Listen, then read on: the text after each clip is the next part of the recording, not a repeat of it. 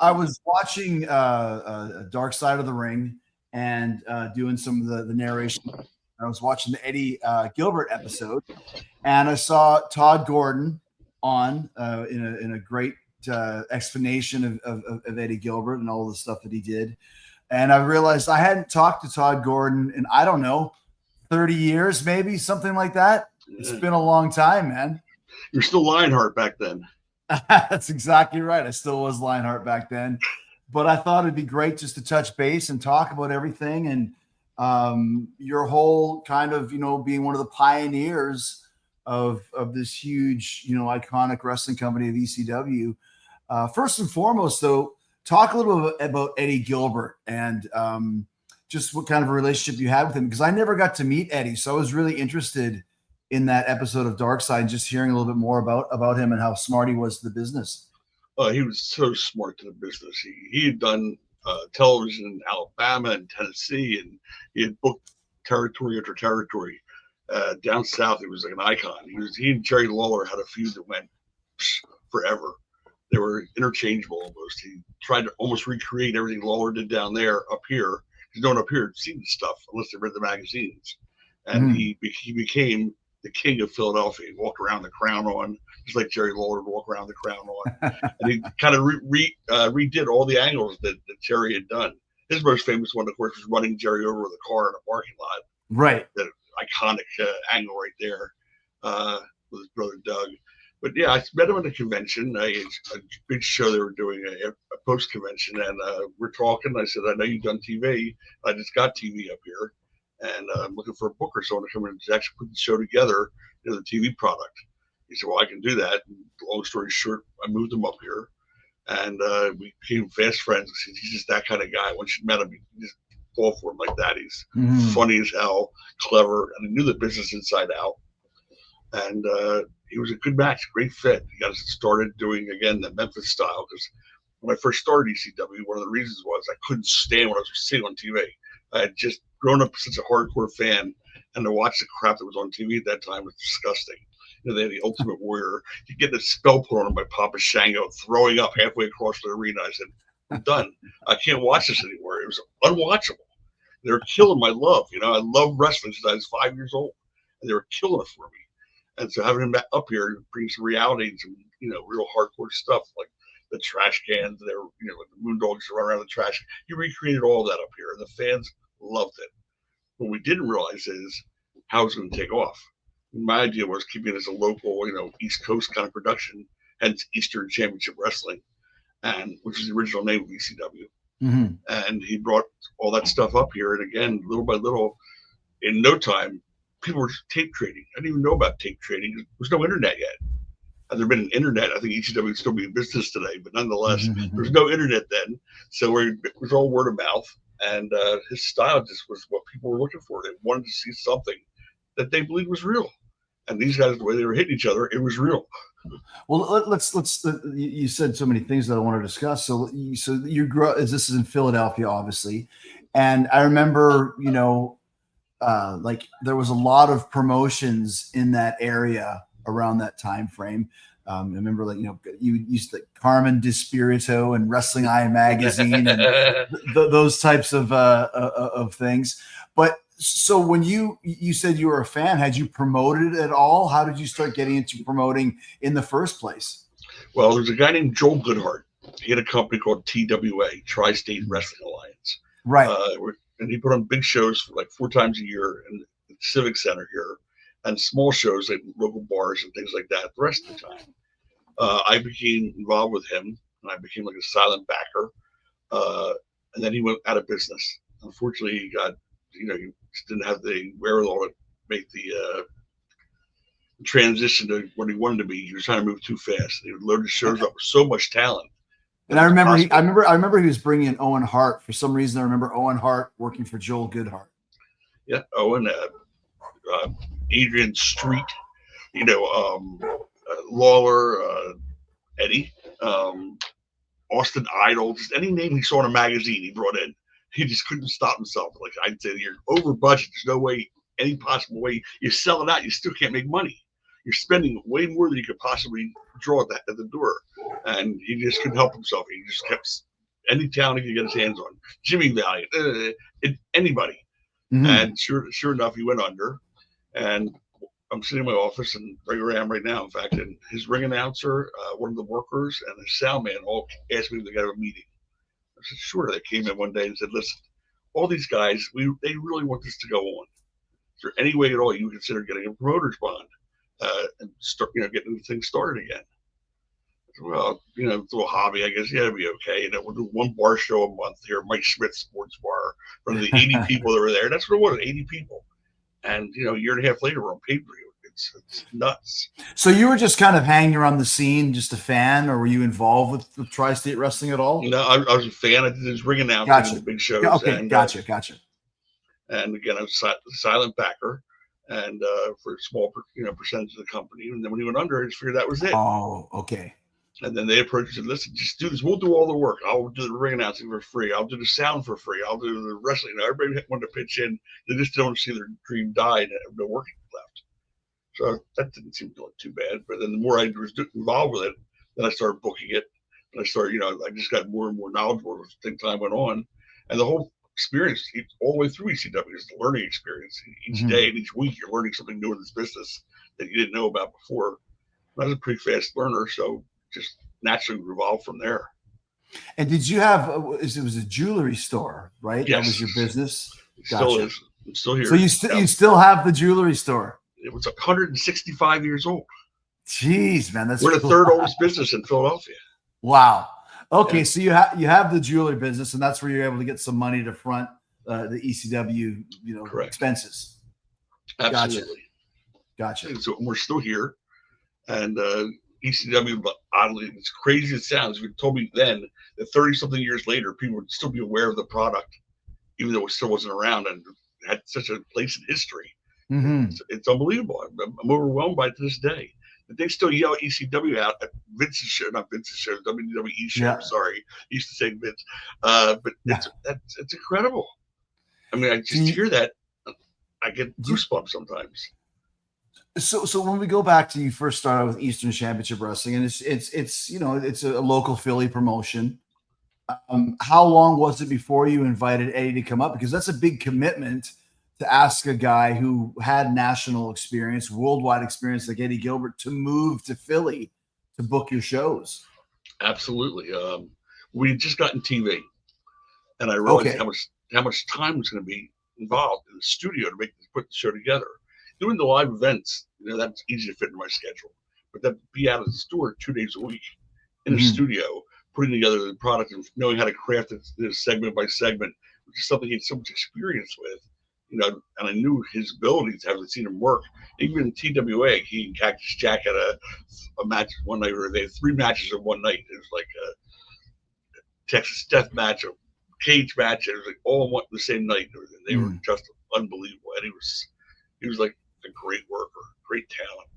He was around for years before that, and he's young. I mean, it wasn't like he was originally veteran. He started in the business at like 15 with his dad, Tommy Gilbert, and his brother Doug Gilbert. I mean, they're all like bred into the wrestling business, and so he was such a walking encyclopedia, basically, of the business. And let me ask you this, Todd, just to kind of go back to getting TV. So how was it back at this time frame? Because now, I mean, TV is so huge for wrestling, and there's streaming, and it's on prime time and all this stuff. How did you get TV for a local wrestling company back in the early 90s? Well, believe it or not, there's a new station coming out. It's called Sports Channel Philadelphia. It's brand new, and they're going to cover all the Phillies games, all the Sixers games, all the Flyers games live. However, that was all the programming they had. They still have to fill out the other 21 hours a day. They can only play that game 5 times in 24 hours. I just saw this game last night. Is there anything else to watch? Right. So a friend of mine was approached by the guy who ran this network. He said, listen, we're looking for programming. Do you know anybody who has any ideas? He said, well, I'm working with a guy who does shows at Michael Jack's Sports Bar, for 80 people. He said, what do you think you want to do a pilot? She said, I'm sure he would. So we came to the idea to do a pilot. We went to a boys club where we knew we could fill the place up, for free, basically. Did a complete non-ECW show where they cheered all the baby faces and they booed all the heels, and it was loud as hell. And the guy goes, I love this. This is perfect for us. He never saw one show like anything like that after that. There wasn't one show that resembled our pilot. But the show took off. I mean, it actually got ratings. So he didn't care. And he let us do anything we wanted to on the show. I mean, they know our audience. My God, they were cursing on the air. They were, the violence against the women. Everything that you never saw on TV before. Was letting go through. It was cable. And he just didn't care. He just wanted to fill the hour. And the show just had nice ratings, and then we just kept growing from there. But he just had no program to fill out his network.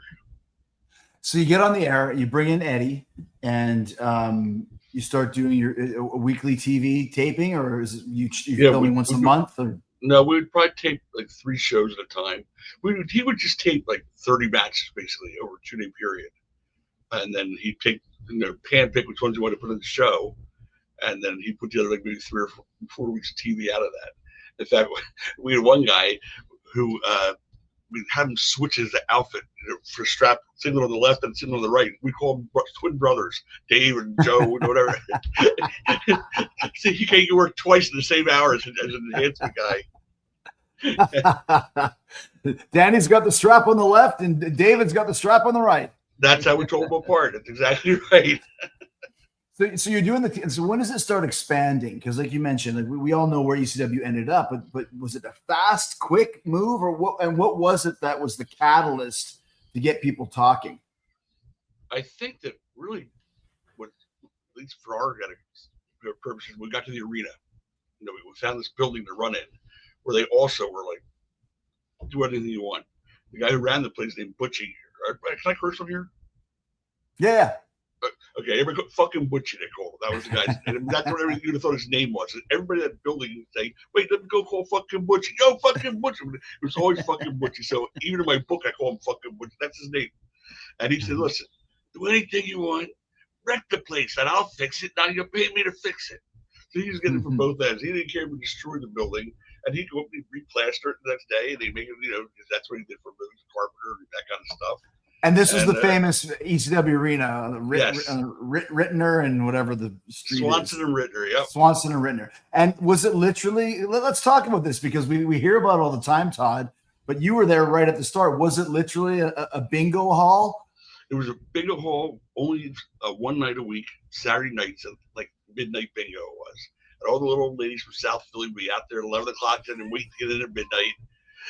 And in fact, when we first started there, we had to be done by 11, clean up, get the ring out of there so they could reset up the tables for bingo. I mean, it was like late night bingo. Saturday nights, every Saturday night, and they were. But that's it. Was there anything else in the place at all? It was I don't know if you're familiar with the Mummers. The Mummers were a string band, or a bunch of string bands on New Year's Day. A giant parade in Philadelphia. It's a historical thing they do here every year. There's about 30 different groups. This was their warehouse. One of the groups, the Vikings, and they would build floats, giant floats in there that would take down, Broad Street on New Year's Day. And gotcha. That was that's our dressing room was where they were building all these props and stuff. So I went in there and I brought Eddie down too, and I said, "What do you think of this place?" He goes, "Yeah." I said, "Really?" Because it looked like a dump or a toilet. You think it was a toilet when you saw it? You just seen it was like when I first saw there. I was like, "Oh my God." How you do wrestling in here? He goes, I'm telling you, we'll make it like the Sportatorium. Right. Same vibe, because the Sportatorium wasn't a very fancy place either. The legend of the Sportatorium was bigger than the venue, same as the legend of the ECW Arena. Oh, when people came to come to visit it, to this day, people come and they're like, wait, this is the arena? I don't understand. Yeah. Where's the arena part? You're in it. No. But it is. It's a legendary building now. It's crazy. Yeah. Can't wait to work there. I can work in the arena? Yeah. It's no big deal. It's just a painted up toilet. That's really what it is. But you said when you went there that helped the company expand. Is that because you had a base of operations? Absolutely, because now we're able to draw bigger crowds. We've only been doing like boys clubs, sports bars, things like that, where you couldn't fit more than 100, 200 people. This building held like 1,500 if we let them back in, and eventually we did. There was really the fire marshal said 1,000. We get up to almost 15 in there by showtime, and that's I can vouch for that. 130 degrees in there when you had the lights on, no air conditioning. They were always fixing the air conditioning. From day one to the day I left, they were still fixing that air conditioning. But Todd, it was also like a Japanese building, because not only was it 130 in the summertime, it was freaking 30 degrees in the wintertime. I don't remember there being a lot of heat in there either. Do you remember that big like cannon he used for heat in the back? Yeah, like a big hose. Big like cannon looking thing that was shooting. Yeah. Everybody was trying to crowd around it. Everybody started pushing each other out of the way because that one little spot is the only place you can get heat back there. You had 30, 40 guys in the back all going, can I stand next to the heat now? Come on, boss, give me some heat. And then, of course, when we transitioned it from Eddie over to Paul, that's when things really started to take off. Japan is what really started for me. We had a show and we'd sell VHS tapes after the show. I ordered like 40 VHS tapes to Japan. I said, how in the hell do they know about us in Japan? They don't even know about us in New Jersey. Right. How's that possible? And some of our other tape traders were working with people in Japan, and it became like this international thing instead of just a local, Philadelphia hodgepodge. And it just grew exponentially from there. Well, I can remember, Todd, I was working in Japan quite frequently, reading about ECW and all the wrestling magazines, and they would treat it like it was, WWF level or WCW level. And that's what really started getting me interested in wanting to go there, because everybody there was talking about ECW, and just pages and pages and pages of the coverage, like you said, from Philly or from, wherever the hell else you guys were, Reading, Pennsylvania, or the Lost Battalion Hall in Queens, New York, but they were treating it like it was Madison Square Garden. Well, all the after magazines, the offices were located here in the Philadelphia area. Right. So they would send out a photographer, or a reporter, whatever the case may be. And of course, I became friendly with Bill Apter and some of the guys that worked there. Once we became friendly, they were trying to help out any way they could. So they would always make sure they had one article in there, or they give us a ratings, top 10 next to the WCW ratings, the USWA ratings, that kind of thing. And that just made us look so much bigger than we were. Wrestling like all an illusion. It did, though. It did, absolutely. Like I said, like being having a full-time gig in Japan, all I wanted to do was go to ECW because of that. It really did build this, like ECW Arena. Like you're expecting an arena, Well, it helped also at the very beginning. Even in the bar show era, we were only doing like 100 to maybe 200 max in a different club. The talent we brought in.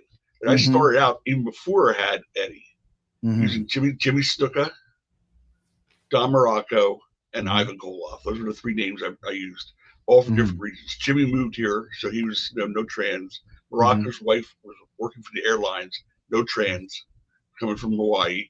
And Ivan Koloff from Maryland. It was like a 3-hour ride. So there's there's no airfares, no hotels. Hotel, yeah, but I'm saying that it was a great setup for me. And having two guys like Snook and Morocco on top, they just come out of their huge feud in WWE. It was a natural draw right there. And they were great guys to work with too, so professional. And Ivan, he was the best. And I was so green at that time. I remember the first show I did, he was on the very first show, Ivan. And I called him up. And I got his number from somebody. I said, yeah, Mr. Ivan Koloff, please. He's like, this is Ivan. I said, no. Ivan Koloff, the Russian guy, the big one. He goes, yeah, I'm Uncle Ivan. I went, wait, no, I don't understand. Like, where's the Russian guy? I'm trying to get the guy from TV. The Russian guy, he goes, that's me.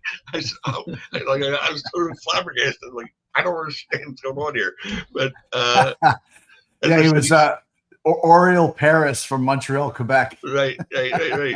And nice as he could be, and it's generous and giving to the young kids. They're like, who do you want me to put over? I said, you put over.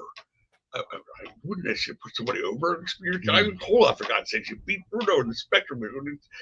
Stop. Because my whole goal here is to make your guy look better so that he'll draw next. And that's how the business works. You got to pay it forward. You got to help build up the next guy so that he'll draw. Then he's got to help the next guy, and so on and so forth. And it was just a learning experience for these guys. It's like being the master's niece. When you're talking about some of these guys who've been around everywhere, a guy like Ivan and a guy like Snuka, they were such a pleasure to work with back then. And then from there, we started bringing the right talent after that. Those three were my first three before I even had a booker.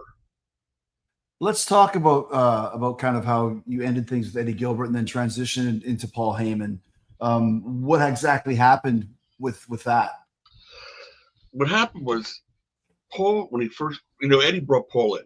They were best of friends at that time. They'd worked together down in the South, and he brought Paul in just to help with the interviews. And Paul said to me, and also be a manager. And Paul said to me from day one, I'm going off with Jim Crockett. We're starting something completely new with the WWN, World Wrestling Network. And we're going to use high-def TV. We're going to do things that have never been done before in wrestling. We're going to use rock and roll music. We're going to change the whole structure of the business. I said, that's great. That's great. He goes, just I'm not here for, a long time. I'm here for a good time, as Johnny Grunge would say. I'm just going to be a short-term thing here, and, that's all it's going to be. I said, that's fine. Then he said to me one day, Jim Crockett would like to sit down and have lunch with you. I said, sure, that's fine. I said, and I always go to Eddie because he was like now becoming like my mentor a little bit here. I'm joining. So here's what's going on. Now Paul wants me to go meet with Jim Crockett. What do you think? And he goes, what do you mean Jim Crockett? I said, I don't know. Paul says he's working with Jim Crockett. He asked me to have lunch with him. I said, what do you think? And he goes, why are you working with Jim Crockett? I said, I'm not working with Jim Crockett. I was asked to have lunch with him. Let me ask you your opinion. He goes, are you guys trying to stake me behind my back? I said, wait, what? What are you talking about? I'm coming to you like for advice. There's nothing going on behind your back. I never even met the guy yet. And he was convinced that we were doing some kind of big thing behind his back. He got so paranoid about it that he was like convinced that Paul was trying to screw him, and that I was going to try to go with Crockett and become Crockett's guy. And he could have been further from the truth. And at the time he was now at that point different from when I first met him, and that he was now kind of struggling with his demons a little bit back then.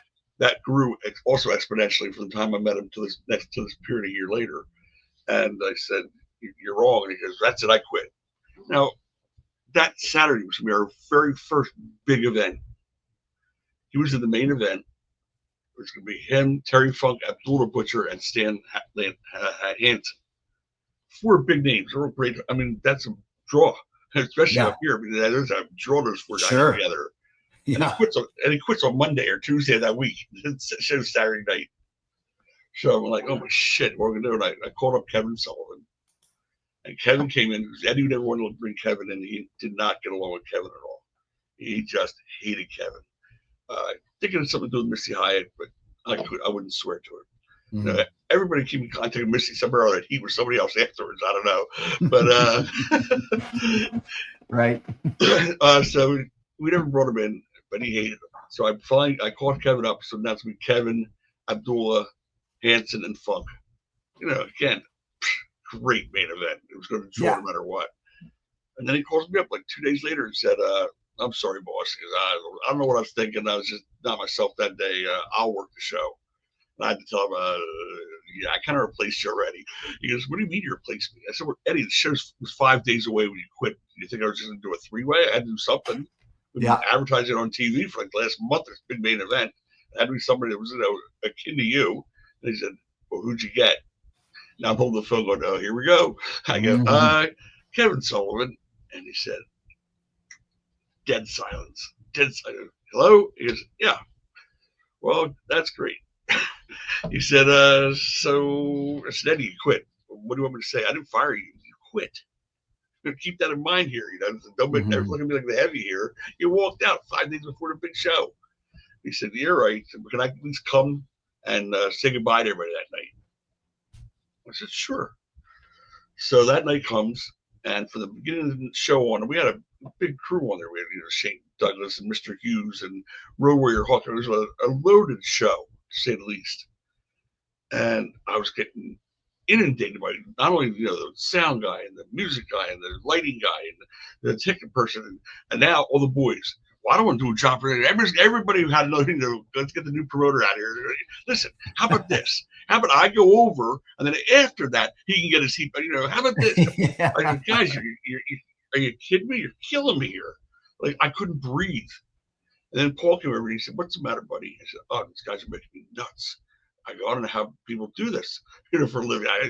These people are insane, like little kids. He says, "Let me help you out tonight. I'll take it. I'll take that off your hands. Tell the boys you got a question. They can talk to me at night." I said, "That would be great." And from that point on, he basically took over as the role of booker. not right away, but the shows were already written out as of the next two actually after that. But he became more and more helpful to me, all the while me thinking he's leaving. So no harm, no foul.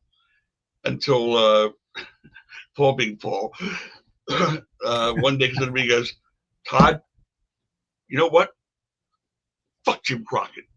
I'm staying here with ECW, man. I love what I'm doing. I love what we're doing. I'm staying with you. Of course, Crockett already said he wasn't going to do any more shows like a week before that. He had already pulled out completely. but that's Paul, Yeah. Fuck him. Fuck that Crockett, man. I'm staying with you. You and me together. I said, oh, okay. Sure. But nonetheless, it was a great team. So we worked really well together. We had the same sense of humor and and a lot of what we did used to do back, especially if it was humor for the Public Enemy to different BWO, whatever it may have been. We had the Dudleys, my God, everything was humor back then, in addition to all the hardcore stuff and the great wrestling of just people like yourself and Malenko and Guerrero. And, we had a little bit of everything, which was what made the show so good. Instead of all one thing. People think, the hardcore, it's all I do is hardcore, blood and guts. That was not all we did. No. That was part of what we did. We gave everything. And if we liked it, the audience liked it. That's how I always judged everything I did there. If it was something I wanted to see, I've heard people who like that kind of stuff will want to see it too.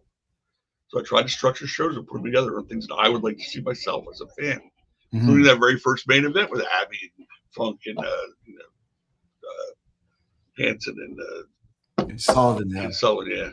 Let's talk about the kind of the moment that really kind of broke you out of the pack. I think this is the first night your Extreme Championship Wrestling changed the name with Shane Douglas in the NWA title. Yeah, that was big. Obviously, we realized we were outgrowing the whole Eastern part of the name and an NWA Eastern. That was actually Eddie who got me to join the NWA. He said, "Look, put it on TV. It just makes us look like we're bigger than we are." NWA meant nothing at that point in time. Right. To be honest with you, absolutely nothing. But people still remembered the letters. Even though WCW was NWA Wrestling for a while there. Sure, right. WCW. And I said, fine. So we called ourselves NWA Eastern. I joined for the $500 fee or whatever the heck it was. And it meant, again, that meant nothing. There was no meetings or anything. There was no. In fact, I don't think I ever spoke to anybody else in the NWA except for the lawyer Bob Trowbridge who took the check. That was it. And Crockett, that's when Crockett was approaching me, right? That's what it was. And he said, listen, you're the only one with TV in the whole NWA. We'd love to have you do a tournament where we can crown an NWA champion and he can travel from place to place to place, each of our territories. I said, I don't mind doing a tournament. I said, but I have no desire at all to have a champion that's traveling around to your territories or else where they can be seen anywhere. I want my champion to be exclusive to us. I'm not going to spend the kind of money I'm spending for TV, et cetera, et cetera. I want exclusivity. I'm not going to do that. He says, okay, well then I'll do a tag team tournament later on. But let's at least have a champion so we look like a half-assed organization. We look like we really have a genuine organization here. I said, okay. Within 9 months, this is Jim Crockett saying this to me, okay? Right. 2 days later, Dennis Carluzzo, who's a local promoter from Jersey, is puffing around like a rooster saying, hey, that's not going to happen. We're not going to let this tournament take place. I wasn't consulted about it. And he's blowing it up in the sheets. I'm thinking, I didn't ask to do a tournament. He came to me. I assume because he's Jim Crockett that he's got the stroke of all the NWA people with him. I didn't realize he was doing this on his own. That anybody's and Dennis is carrying on like crazy. We've been having problems with this guy now since day one. Because he was a local promoter in Jersey. He was already in existence before I came along. And he was very jealous of our success. And he spent all the time, like he would, call the fire marshal and try to get him to show up at our shows and make sure we weren't had too many people there. He would, he would send tapes of our show to churches and places where we were planning to run shows. So here's what you're getting in your building, And they were some of them were canceling out on us. I remember Cactus Jack once getting out of my car and going to a phone booth because they still had phone booths then, calling Carluzzo up. And for him to spend a dime, that had to be something that was important to him. He doesn't usually go in his pocket that he's late. And he called up Carluzzo and he ripped him a new asshole. He said, you're taking food out of my kid's mouths. Don't you ever fucking talk to me again if you're going to go and try to put us out of business like that. We caught him one night unscrewing valves on tires at the arena parking lot of the fans' cars. So, I mean, he just spent one half the amount of energy on his own company that he spent on trying to put ours out of business. He might have been successful. Who knows? Yeah. But he didn't. And anyway, so he's making a big stink on no tournament, et cetera, et cetera. Again, I didn't ask to do a tournament. I was asked. And we went out and made sure it was, good workers. So it was not just a regular run-of-the-mill bullshit tournament from the local guys. We brought in Malenko. We brought in Scorpio. We brought in some from Japan. Like, we try to use the right names for the tournament to make it look more, worldwide. Yeah, world class. Yes. And then that's what came up with the idea. You know what? We got to break away from this, local Eastern thing. We want to be a national company. We're headed that direction. We're on TV in Florida now. We're on TV in New York. We've grown. How do we get there? And that's when we came up with the idea of Shane throwing the belt down, because Shane just didn't like everybody in the locker room. They didn't like Dennis, and they were thrilled to see that happen the way he did when he threw the belt down. I was sitting at ringside right next to him, both of our tuxedos, and as Shane's throwing the belt down, and he's biting his nails on it, and just nail after nail coming on. He goes, "Hey man, he's pissing on the belt."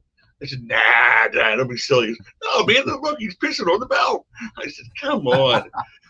And then, of course, Paul came up with the idea after, when he comes backstage after the match is over, all bent out of shape, because it's an angle, Dennis. We're going to have you come out now and give him a whole routine about, the NWA is going to strip him of the belt, and we're going to do what we say because we're the NWA, and you work for us, blah, blah, blah, blah.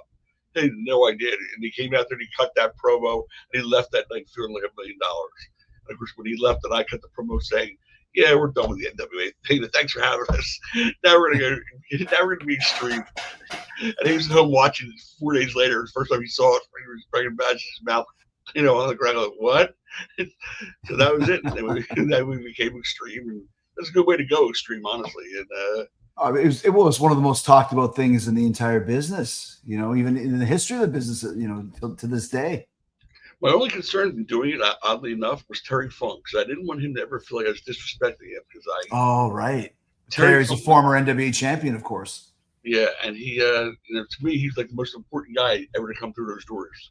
More important than Paul, more important than Eddie, more important than anybody else that came through those doors with Terry Funk. Why do you say that? Credibility. He gave us the credibility no one else could have given us.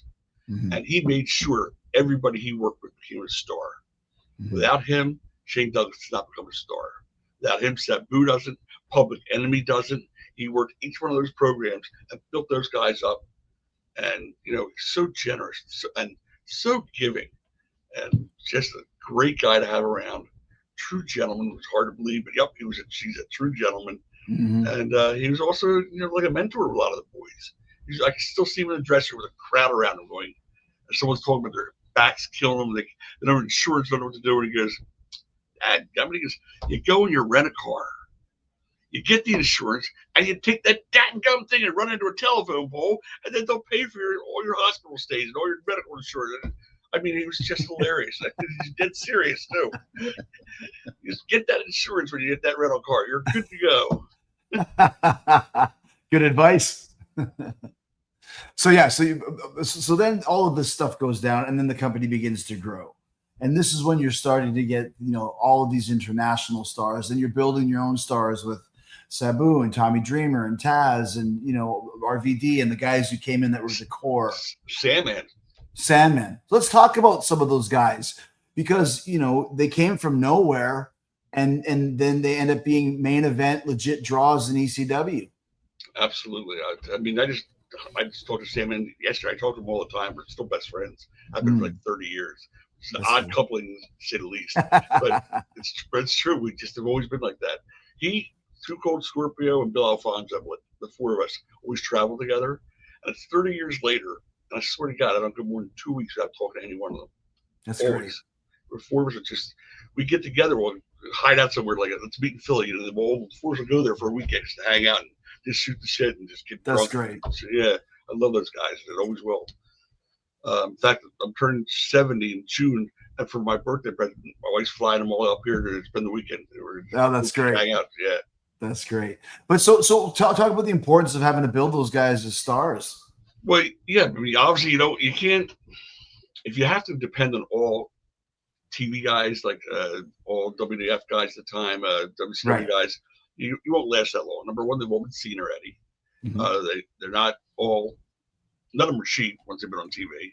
And so you got to build your own stories. The way you do that is you get work with veterans who are willing to put these guys over and help build them. Again, in the model of what Terry Funk did. And what we would do with everybody who came through those doors, we had a philosophy. First night in, you do a job, no matter who you are, whether you're Chris Jericho, whether you're Mr. Hughes, whoever you are, and if they didn't want to do the job, okay. Thanks for the one night, and you're one and done. That's fine. Don't do it, but don't expect to come back either. You don't want that. I don't need attitudes of the treasure. We became a family there, like a team. I mean, we all baseball jackets with ECW on. The whole locker room had them. Yeah, that's unheard of. It's like it was more like a club, you know. But people genuinely cared. I can remember Hawk saying to me as he came back to the curtain one night, and all the boys around that little 8-inch or 10-inch monitor to watch the matches on. You know, what's going on? What happened? Everybody goes, nothing. Why? Because why are you all crowded around the monitor? They want to watch the next match. Like it was like a team. Like everybody wanted the next guy to do well. Nobody's trying to screw anybody. Nobody's pulling ribs. Nobody's shitting anybody's boots. It was really everybody. We were a little engine that could, and we all really wanted to succeed together. So everybody cared about each other's stuff as much as their own. It didn't stay that way. A couple of years later, as they got bigger, then everybody was worried about themselves as things, progressed into the later on mid-90s over. But up until the first couple of years, everybody was on the same team together, and that was an amazing thing. I can vouch for that. I was there in '96, and it was like that still, where everybody, coming in with no reputation other than my international one. Everybody was very cool, and everyone wanted to work together to make for a great show. I can't remember anybody there that was an asshole. I mean, a couple of guys were a little bit crotchety, but most of the guys, 90%, were all awesome to be with. And those other 10%, they didn't start out that way. They used to be part of the good people too. They just became that way after a couple of years.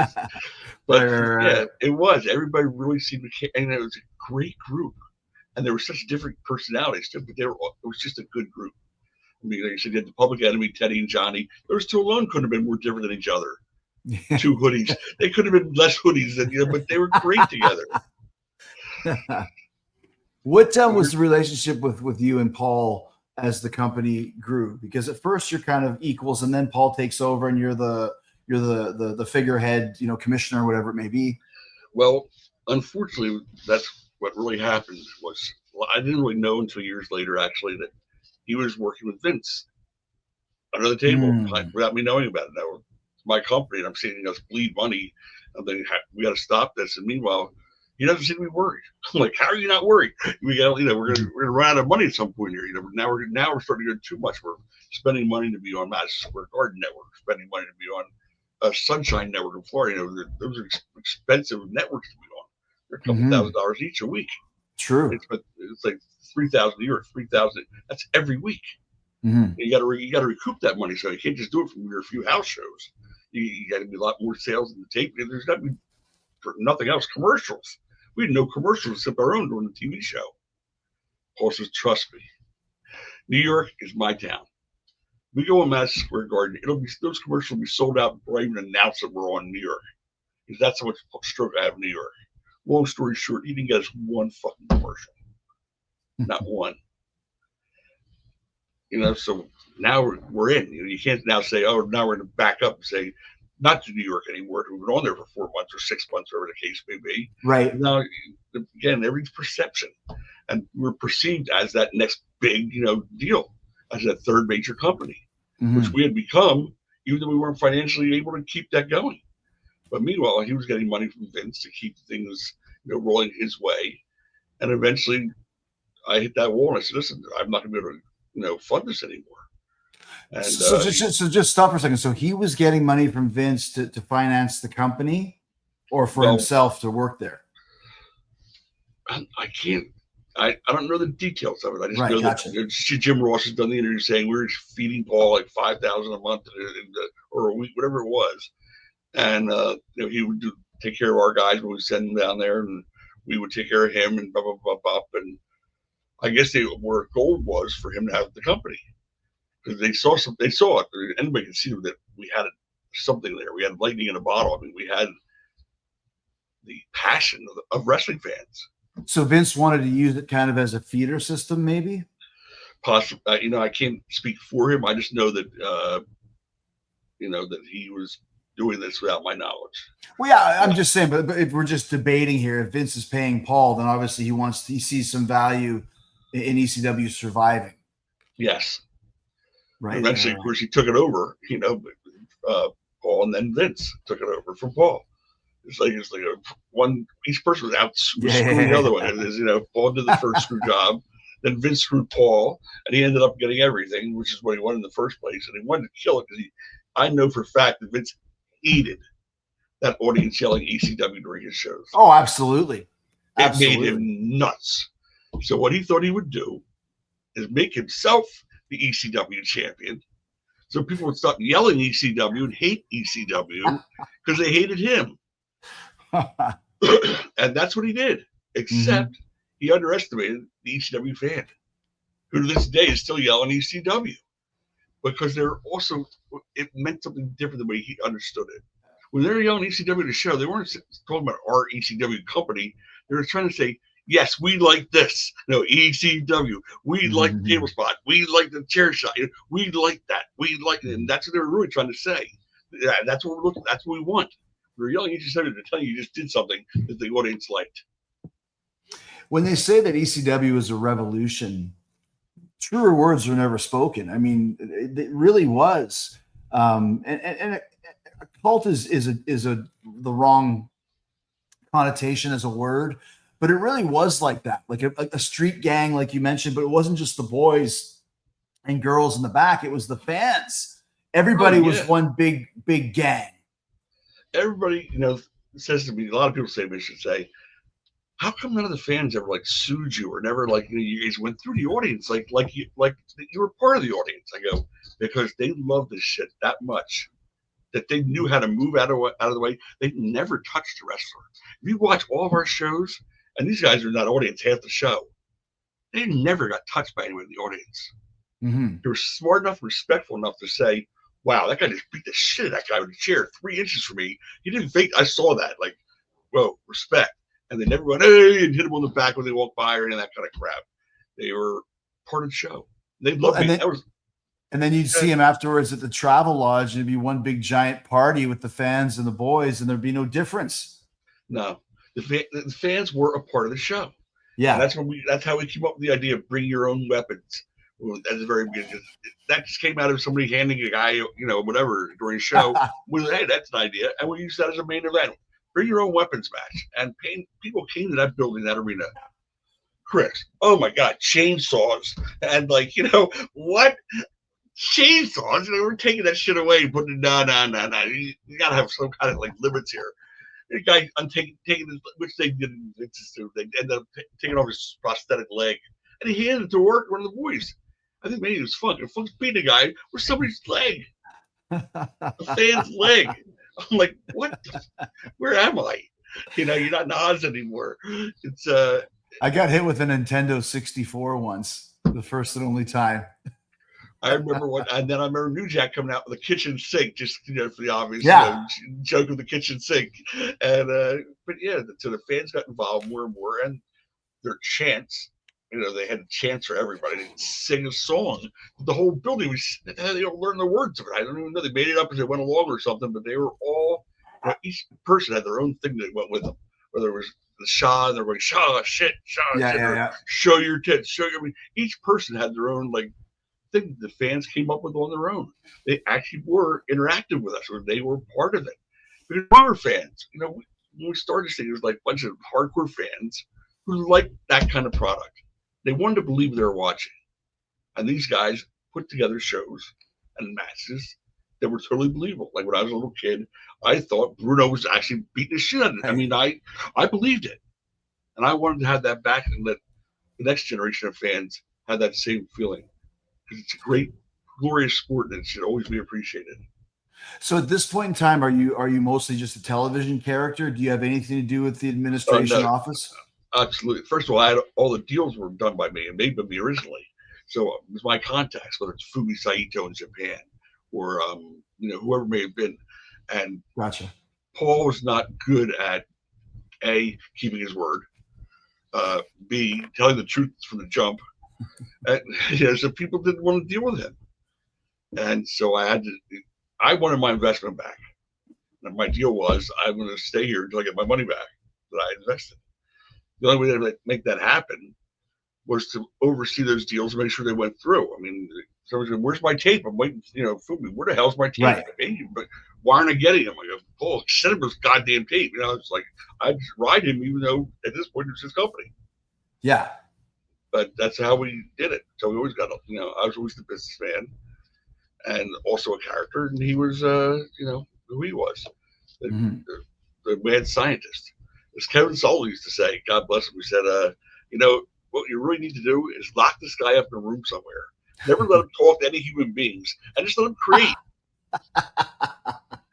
Not a bad call. It's a call. That's what he used to always say to me, though. Yeah, because he's a mad scientist and should be treated as such. But you should never let him talk to people. He does nothing but get in trouble when he opens his mouth and talks to people. He starts that stammering and he gets nervous. Forget about it. Were you surprised to see ECW get as big as you guys did? Well, yeah, because it was never my intent. Originally, Easter. I was just going to do a little fun, once in a while have a show every month, just so I can enjoy myself. But I never saw it happen like that. But I realized why, and I could understand it. I didn't think it would happen like that. I certainly wasn't my intent. My intent, I would have had a much better. I would have walked a lot longer before I started running if my intent was to grow it like that, because I knew there was a way to do it.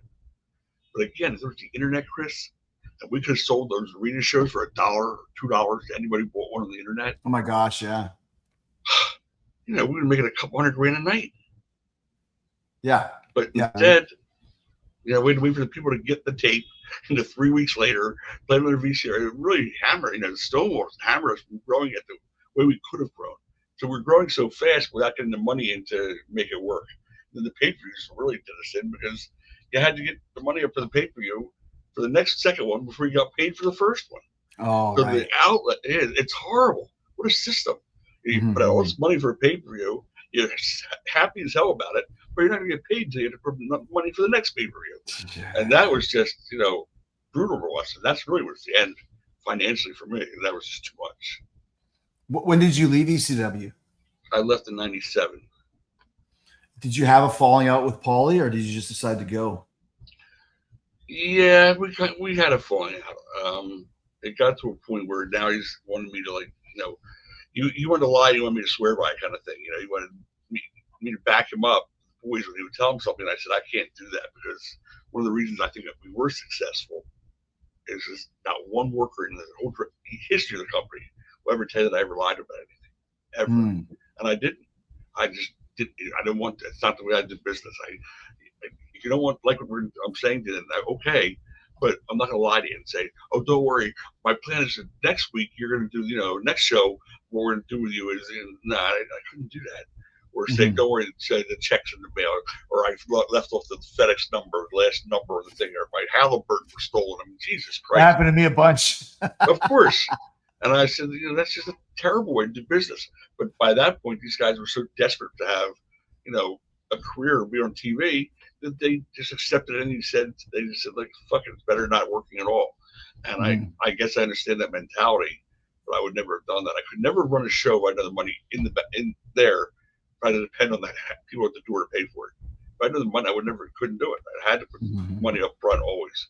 So I'd always know that everyone's getting paid that night. And always getting a good check. Never wrote a bad check in my life. Was it strange for you to leave ECW and to see it continue on for another couple of years at least? Yeah, it was. I felt that everything had changed by then. By the time I left, people were jumping to WCW. I had boys coming up to me begging me to get them into WCW because I had a good relationship with Kevin still and Nancy. Right. Nancy was, God, I love Nancy to death. Yeah, she was great. The best. She traveled with us also, Squirt, Sandman and I. She was like the mother, in the car. She always trying to keep us calm. Guys, all right, easy, calm down. No, that kind of thing. Yeah. But she had the knife in her boot, whatever. Still, she told us to calm down, right? Right. But yeah, so they all wanted to go. I mean, Raven went, and Sandman wanted to go, and people just wanted to leave, and I got it. So I said, I helped Teddy and Johnny when they left. Paul wanted them to go to Vince, and I said, if you're signing to Vince, let me talk to Kevin, see if he's got a better offer for you. Of course, he did, and they went there, and they made more money, and they were happier there than ever were working for Vince, and the boys were just miserable. And what had happened for the first time was there was now factions. There was the New York clique, there was the Philadelphia clique. But when you got there in '96, it was still the ECW clique. That's right. That's right. And when that stopped happening, honestly, is when I stopped running it. I've been quite honest about it. That's when it started to fall apart that way. People just didn't have that family kind of feeling anymore. I think I'd like to think that I kept the glue to keep everybody together like that. We all were in it together. And then after that, it was not. It was like, Paul with his little Vince help, and, the New York guys, the Taz, Dreamer, Bubba.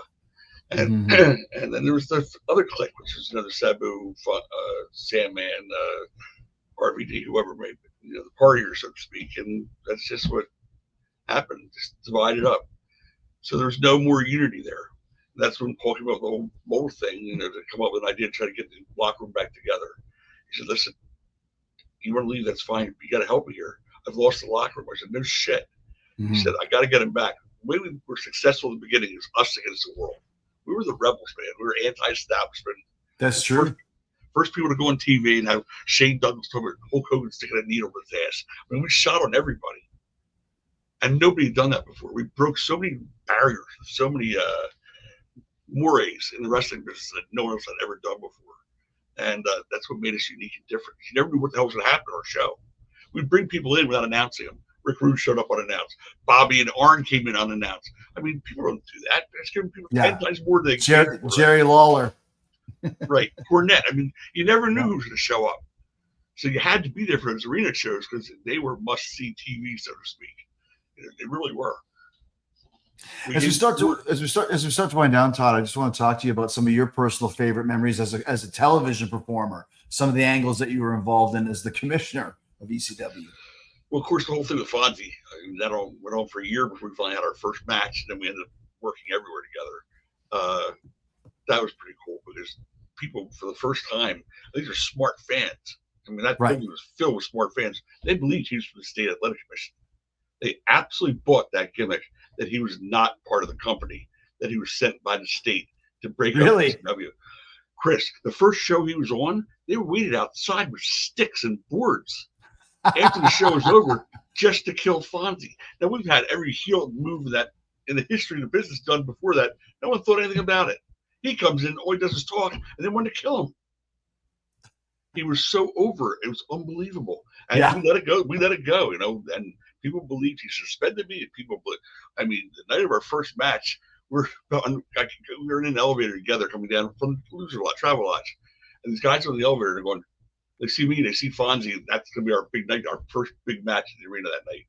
They're going, all right, Todd, we got this. And Fonzie's going, Toddster, tell him it's a wizard. Tell him it's a wizard, Todd. Tell him it's a wizard.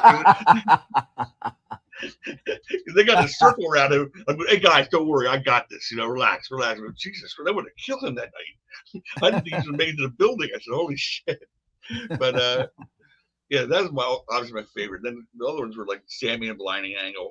I mean, that was a great angle where people actually thought he was blind. I mean, they were calling up. The workers were calling me up. The sheets were, how's he doing? Wow. Was that Raven who blinded him? No, Dreamer. Dreamer, right. And we stopped. We made that so realistic. Where we stopped the match. We're in the back. We've taped it all. The guys are fighting. Get him out of here! Like they're fuck you. And Jim's going, help me. I'm going, Jim. Like no one's ever called him Jim. He's been bored, right? I mean, that's how much when we really made this thing real.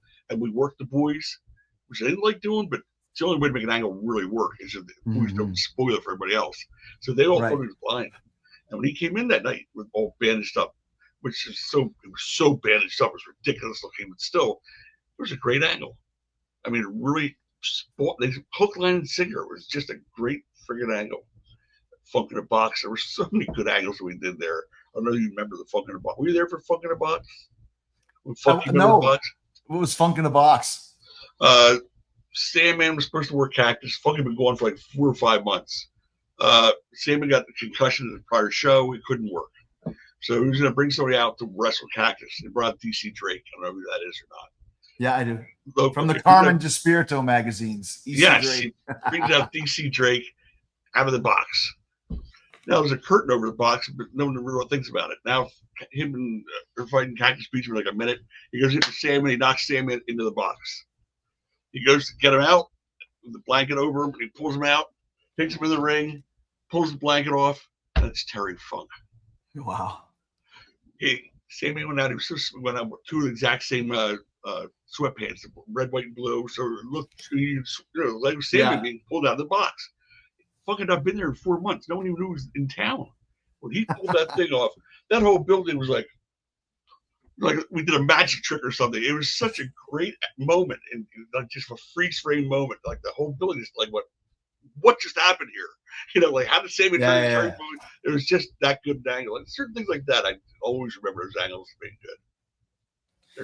How about the atmosphere in the arena? I mean, there was just some amazing classic moments in there. Does any of those stand out for you? Like just the crowd being involved? Well, yeah. I mean, the crowd was, as I said, the crowd was interactive with us, saying that they knew their part. Like you come up, here comes Stevie. Let's start singing. Stevie takes it up the ass, and they don't start singing. How they all did that in unison? To this day, I don't know how they did that. 3 people, 4 people. How many people did they get involved? But the whole building was singing it. I don't know. Total party atmosphere, right? Yeah, and they knew that they respected us and we respected them. We never insulted their intelligence. I hated that when people insulted the fans' intelligence. Like this guy's going to be suspended for life. Then he was back with a hood on. No, I couldn't stand that. Or there'd be a strip match where a girl gets her top ripped off, but they never do. So we did. Yeah. So we said that was Eddie Gilbert, by the way. He said, "Rip her top off." I said, "You can't do that." He goes, "Who said you can't?" I said, "Well, I just assumed you couldn't. You can do anything you want in wrestling."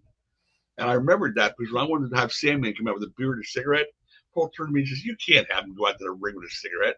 And I said, "Who says you can't?" Right. And he went, "All right, let's try it." I look how that, and from there, how his career went when he came out that beer and cigarette the first time.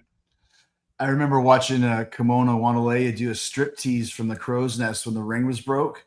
Yeah. And she did a full trip, and I was with Terry Gordy, and he was like, he had spitting in the cup, and he was like, "What do you think, Terry?" He goes, "I ain't never seen nothing like this at no wrestling match before." And Terry Gordy, remember Jim Thorpe Mountain? Yeah. This was a venue that was built on the side of a mountain that felt like if one board collapsed, we would just slide down the whole fucking mountain. Terry Gordy's first night in was that weekend. We go to Jim Thorpe and then the arena the next night. So we're all together going over the show, and before the show starts, we're out on the little balcony where everybody's afraid they're going to fall to their death. And all of a sudden, Paul goes, "Is somebody smoking pot?" And Terry Gordy goes and puts his hands behind his back, and you see a drift of smoke coming up over his head like this. And he goes, he goes, "Terry, can you go outside? Like, what the fuck are you doing here? You can't smoke pot in the dressing room here." It's like, you can't do that. Terry Gordy, he was hilarious. There's so many stories. Yeah. Last few things for you, Todd. Well, 2 questions. One, what are your favorite matches you ever saw in ECW? Is there 1 or 2 of them that stand out as the ones that blew your mind? You were actually in one of them. Oh, wow. That 4-way dance with you. Scorpio and Shane Douglas for the TV title. Wow, that match was fucking off the hook.